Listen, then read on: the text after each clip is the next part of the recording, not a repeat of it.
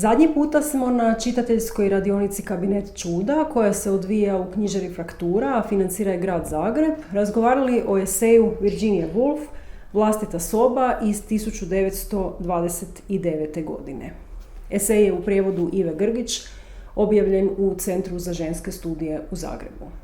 Virginia Woolf, mislim da o njoj ne treba previše govoriti, jedna od najvećih spisateljica 20. stoljeća, napisala je romane Gospođa Dalloway, Orlando, Svjetionik, Valovi, Godine, poznata je i po esejima. Danas je vjerojatno zanimljivo čitati njezin esej Tri Gvineje, koji govori o tome što bismo mogli učiniti da zaustavimo ratove.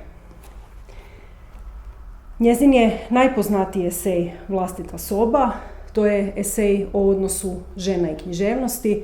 Ona ga piše na samom početku feminističkog pokreta, kada je taj pokret bio fokusiran na to da žene dobiju pravo glasa.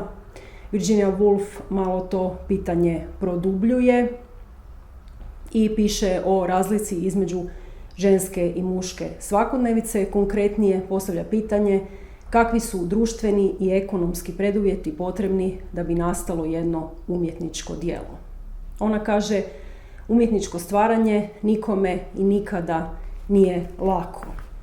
Općenito su protiv toga materijalne okolnosti. Psi laju, ljudi ometaju, novac se mora zaraditi, zdravlje može popustiti. I nadalje piše o tome da je svijet potpuno ravnodušan prema nastanku umjetničkih djela, njemu umjetnička djela ne trebaju. To naravno vrijedi i za muškarce i za žene, međutim ženama su okolnosti još teže, osobito su bile u njezino vrijeme. Žene u njezino vrijeme nisu imale vlastite novce, nisu imale vlastitu privatnost, nisu imale slobodno vrijeme i najvažnije, nisu bile obrazovane, nisu imale ni dovoljno samopouzdanja da bi umjetnički stvarale. Da je jako poznati primjer, kaže da je Shakespeare imao sestru koja je bila jednako darovita, jednako motivirana kao on. Ona ne bi mogla pisati, ne bi se mogla obrazovati, ne bi imala dovoljno samopouzdanja.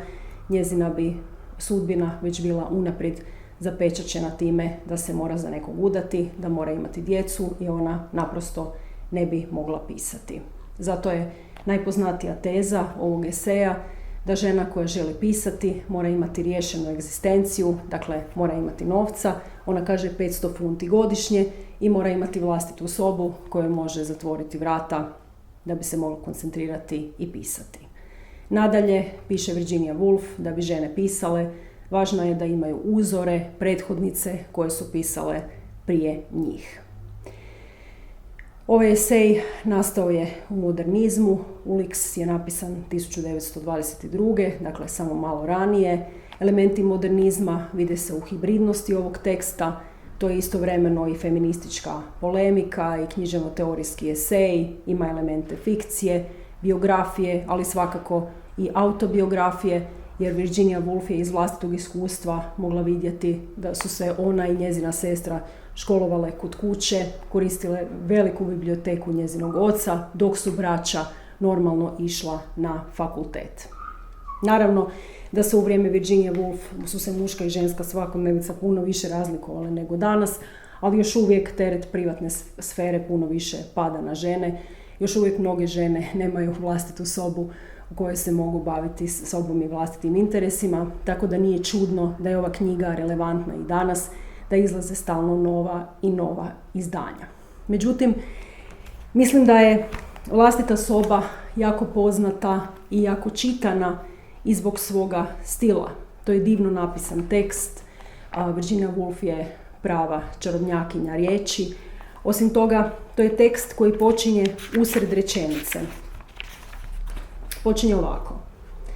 Ali, mogli bismo reći, zamolili smo vas da govorite o ženama i književnosti. Kakve to veze ima s nekakvom vlastitom sobom? I taj ali, mogli biste reći, daje vam dojam da ste zakasnili na predavanje, pa ćete načuliti uši da čujete o čemu ona govori. Ovaj tekst je vrlo posebnog stila i zato što tu nema gotovih odgovora, to je jedno veliko pitanje, jedna teza kao poziv za razmišljanje, puno je ironije, To je kao i obično u nefikcijskim tekstovima Virginia Woolf, jedna čudesna kombinacija njezine nesigurnosti s jedne strane, ali i hrabrosti i inovacije s druge. Meni se također svidjelo što ona ovdje piše o samome procesu razmišljanja. Ona nekako raščlanjuje vlastito razmišljanje, što me dovodi do druge knjige koju vam želim preporučiti, Dnevnik spisateljice, objavljen prošle godine u izdavačkoj kući Bodoni i prijevodu Ande Bukvić-Pažin. To su dvije knjige koje stvarno treba čitati.